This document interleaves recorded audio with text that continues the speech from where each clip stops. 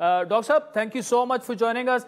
पहले तो ये बताइएगा कि अमेरिकन प्रेसिडेंशियल इलेक्शन की अगर आज बात की जाए तो क्या कमला हैरिस अगर वो उम्मीदवार बन जाती हैं वो डोनाल्ड ट्रंप को हरा सकती हैं, जिस तरह ट्रंप कैंप उन्हें पोर्ट्रे कर रहा है कि वो इतनी मजबूत उम्मीदवार नहीं साबित होंगी, और अगर वो बन जाती हैं उम्मीदवार भी और इलेक्शन जीत जाती हैं, उसका इम्पैक्ट आप क्या देख रहे हैं अमेरिकन पॉलिसी पर?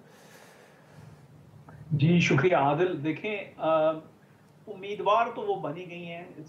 मतलब सिर्फ वो जिसे कहते हैं फॉर्मली उनको जो है वो फॉर्मूलिक जी। नॉमिनेशन बाकी रह गई है। लेकिन इलेक्शन जीतने का जो मामला है, I think it's too early to say anything.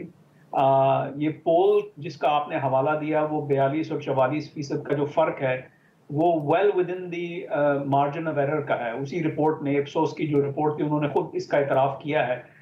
फिर ये है कि देखिए, जब कोई नई तब्दीली आती है तो अचानक जो है एक एक्साइटमेंट की लहर दौड़ती है, तो वो नंबर्स को स्क्यू करती है। तो I think we still have a lot of time.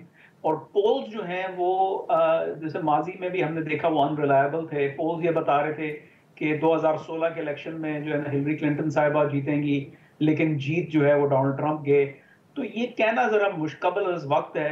तो अभी देखें आगे जो है ना ये जो ऊंट है वो किस करवट बैठते हैं।